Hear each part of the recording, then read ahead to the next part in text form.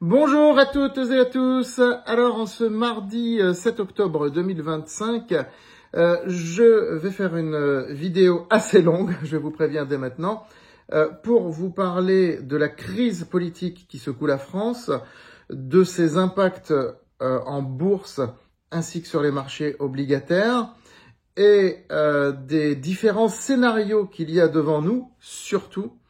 Et en fonction des différents scénarios, quel pourrait être l'impact sur les marchés financiers. Voilà, c'est pour ça que ça va faire une vidéo assez longue et assez dense, comme je voulais exposer au départ. Donc préparez-vous, regardez ça comme vous regardez une émission à la télé.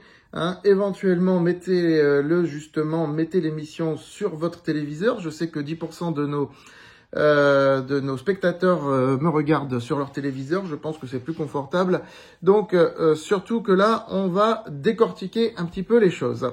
D'ores et déjà, bien sûr, je vous invite à liker et à partager la vidéo. N'oubliez pas, surtout, de vous abonner à cette chaîne YouTube et de vous inscrire à francebourse.com où, justement, ce matin, j'ai envoyé un mail à l'ensemble de nos lecteurs, pas juste les abonnés, à l'ensemble de nos lecteurs, pour expliquer ce que je vais vous expliquer là. Sauf que là, je vais le faire plus en détail, parce que vous comprenez que sur une vidéo, on peut rentrer beaucoup plus dans les détails que par mail où j'expose juste les différents scénarios.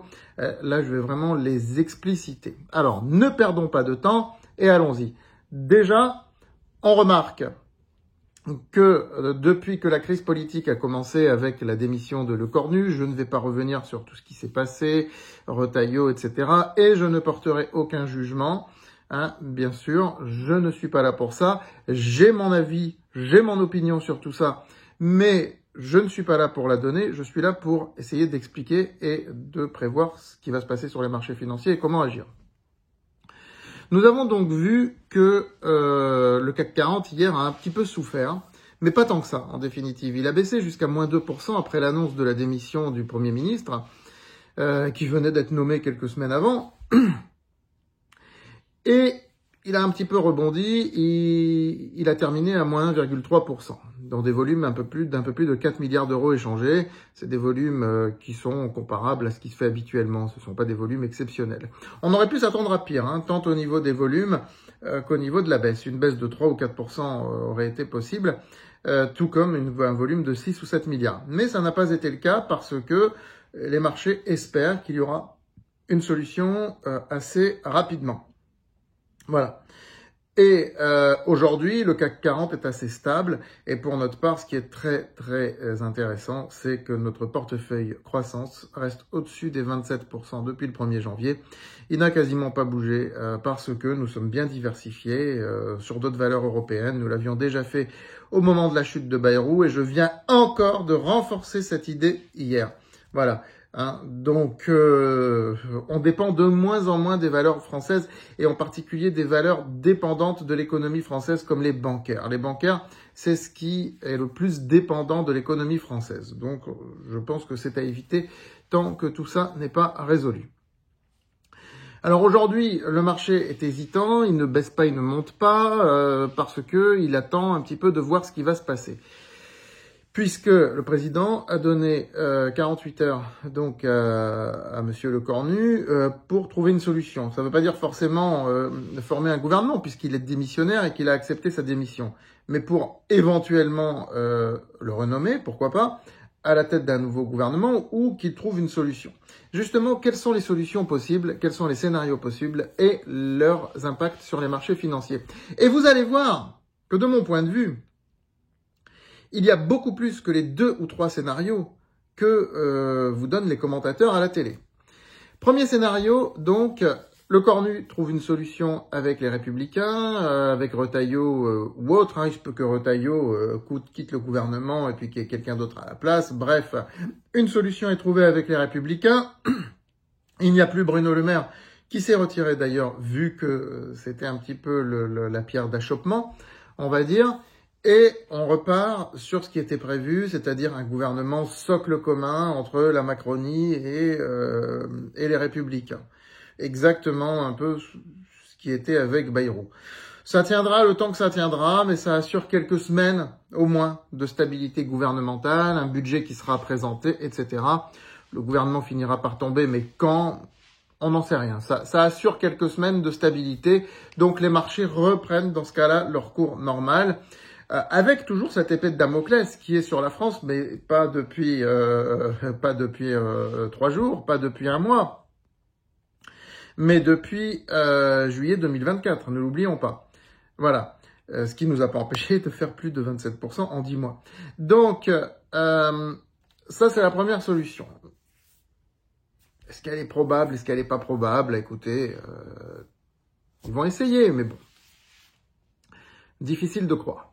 La deuxième solution, à mon avis, ce serait quelque chose d'assez proche, mais au lieu de tourner vers que le centre macroniste, le bloc macroniste, est-ce qu'on peut vraiment parler de centre, se tourne, plutôt que se tourner vers la droite, il se tourne vers la gauche.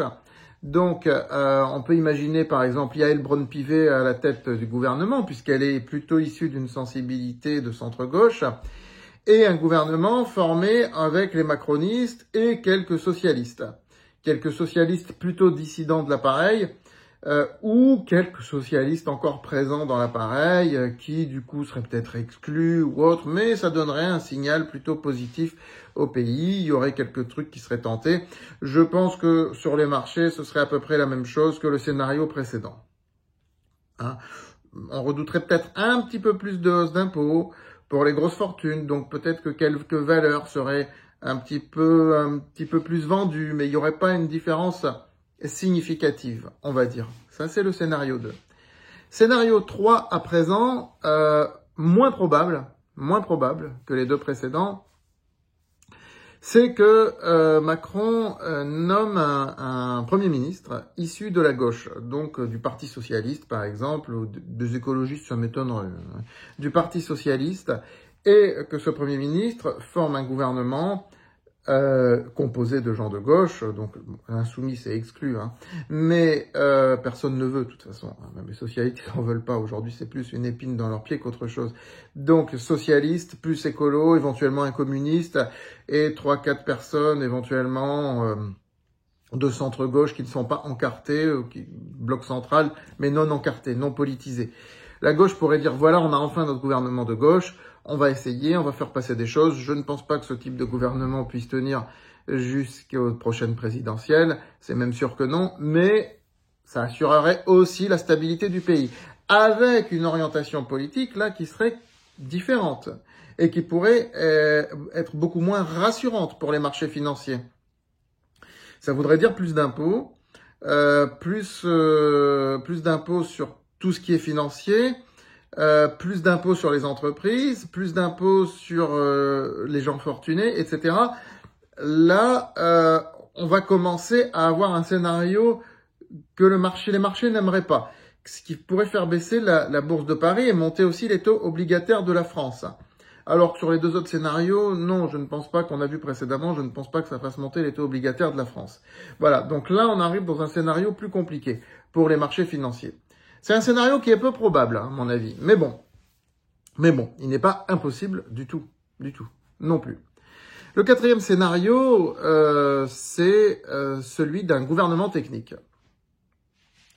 Donc, le président pourrait, par exemple, invoquer l'article 13 de la Constitution, parce qu'il aime bien s'abriter devant la Constitution, vous voyez, s'exprimer à la télé, citer l'article de la Constitution. Il pourrait s'abriter derrière l'article 13 de la Constitution pour nommer des gens, des hauts fonctionnaires, des gens proches de lui, hein, à des postes clés dans les ministères, un gouvernement resserré, aussi dans des grosses administrations, dans des entreprises publiques même, ce serait un petit peu un ménage qu'il ferait, pour assurer la stabilité du pays, pour assurer la continuité de, si je peux faire le parallèle avec une entreprise, une sorte de continuité d'exploitation, d'un gouvernement technique qui pourrait même gouverner le maximum possible sur ordonnance. Une politique assez neutre, dans la continuité de ce qui a été fait, pas de réforme, rien du tout, on ne touche à rien. Ça pourrait durer un petit peu de temps, et ça aurait tendance plutôt à rassurer les marchés. Hein, la technocratie n'effraie pas les marchés, d'autant plus qu'elle que dans l'esprit des investisseurs, sociologiquement, elle est intégrée au modèle français. La France est considérée comme un modèle technocratique. Donc tout ça est déjà intégré dans l'indice. C'est ce qui fait aussi que le marché français, le CAC 40, a un PER nettement moins élevé que celui du Dow Jones, par exemple. Parce que les marchés, on va dire, ne sont pas spécialement amoureux de ce côté très technocrate de la France. Mais il est intégré, ça ne changerait rien. Je veux dire, voilà, ça aurait même plutôt tendance à être rassurant pour les marchés si ça ne crée pas une instabilité sociale très forte avec des syndicats dans la rue tout le temps, des blocages, des grèves. Mais ça dépendrait des gens qu'il mettrait. S'il prend des profils rassurants avec des gens qui ont plutôt une sensibilité centre-gauche, bon gestionnaire, ça pourrait passer, ça assurait une certaine stabilité. Voilà. Ça me semble pas être le scénario privilégié en ce moment, mais lorsqu'il dit « je prendrai mes responsabilités », ça peut en faire partie. Tout comme ce qui peut faire partie aussi de ses responsabilités, c'est la dissolution, ou la démission, ou l'article 16. Et là, ce sont les 3 autres scénarios que nous allons voir à présent. Scénario numéro 5, je crois, donc la dissolution. Alors, elle est appelée quasiment par toute la classe politique, mais très franchement, ça ne mènerait pas à grand-chose, je pense. On peut pas savoir, il y a une campagne électorale qui se déroulerait, ça peut modifier considérablement les forces en présence, les scandales par-ci, par-là, des petites phrases, ça peut modifier considérablement les choses, on l'a vu sur la précédente. Donc, on ne peut pas présumer de ce que seraient les résultats de législatives anticipées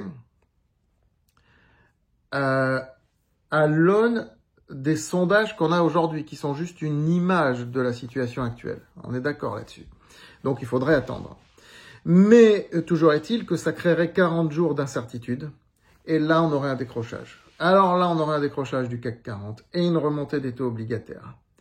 Parce que les marchés, comme la dernière fois, comme en 2024, redouteraient que la gauche soit majoritaire, qu'on ait Mélenchon dans un gouvernement, que ceci, que cela. Donc là, en fonction des sondages aussi, ça évoluerait.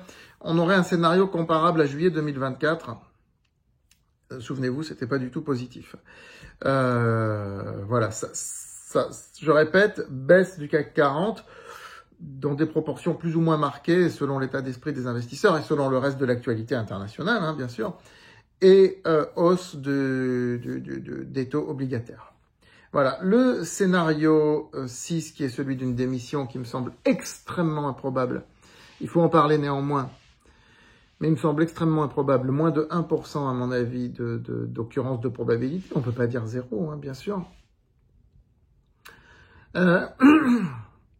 Je pense que ce serait le pire pour les marchés. Je pense que ce serait le pire parce que là, ça plongerait le pays dans une période d'incertitude encore beaucoup plus grande que pour la dissolution, puisque là, il faudrait organiser à la fois une élection et des législatives derrière, avec un pouvoir vacant, qui serait assuré par le président du Sénat en intérim. Donc, ça voudrait dire plusieurs mois d'incertitude et de chaos institutionnel. Ça déborderait sur l'année 2026, ce qui voudrait dire qu'il n'y aurait pas de rallye de fin d'année, qu'il y aurait plutôt un CAC 40 complètement déconnecté, à la fois des autres indices européens et des indices internationaux. Les investisseurs auraient tendance à fuir la France en attendant cette élection et à attendre la présidentielle et les législatives qui suivraient pour voir quelle est la stabilité ou pas qui se dégage et surtout quel pôle, parce que si c'est un pôle de gauche, mais quand je dis gauche, c'est pas Hollande, hein, c'est la gauche PS actuelle, hein, qui tend quand même vers une gauche comme ça ne se fait plus aujourd'hui. Ça effrayerait les marchés. Ah, vraiment, ça effrayerait les marchés. Donc là, ce serait un scénario très défavorable. Et c'est pour ça aussi que je pense que Macron le fera pas. Je pense pas que ce soit juste une question d'ego. Je pense qu'il ne veut pas laisser les taux obligataires monter à 5 ou 6%. Là, ce serait le cas, je pense. Parce que lui, ensuite, il vise une carrière. Hein. Attendez, il a même pas 50 ans. Hein. Donc, il vise une carrière en Europe, à l'international, mais là, il serait complètement décrédibilisé. Donc, c'est aussi pour toutes ces raisons, je pense qu'il le fera pas. Et la dernière possibilité, c'est l'article 16. Alors, quand il dit « je prendrai mes responsabilités », c'est peut-être activer l'article 16 qui lui donnerait les pleins pouvoirs. Donc, c'est lorsqu'il y a une menace étrangère, etc., une guerre, ce que vous voulez, mais aussi, je veux dire, il n'y avait pas eu spécialement de menace étrangère ou autre du temps où De Gaulle l'a fait, une sorte de chaos institutionnel où le pays n'est plus gouvernable. Donc, il se donnerait les pleins pouvoirs. Ce qui ferait hurler absolument la classe politique, ce qui ferait hurler les syndicats, etc. Mais ça changerait rien. Je veux dire, ce serait comme le gouvernement technique. Et je veux dire, il va pas faire passer de grandes réformes, hein. Mais il assurerait, on va dire, la régence de lui-même, en définitive. Vous voyez ce que je veux dire? Pendant quelques mois, ça permettrait de temporiser. Les marchés paniqueraient, mais ça durerait pas longtemps. Les marchés reviendraient rapidement. Ils sont pas anti-Macron du tout, les marchés. Je veux dire, aujourd'hui, ils ont l'habitude. Il est plutôt même rassurant pour les marchés. N'oublions pas qu'il vient du monde bancaire et financier. Ça n'a jamais été un épouvantail pour les marchés financiers, Macron. Hein. Donc, l'article 16, peu probable évidemment, mais pas impossible à mon avis. Qui mènerait probablement à une baisse à court terme. À très court terme, mais les marchés retrouveraient leur niveau normal. Ça les ferait pas exulter non plus. Hein. Disons-le clairement. Voilà, eh bien voilà l'ensemble des scénarios. Peut-être qu'il y en a d'autres, mais ils m'échappent.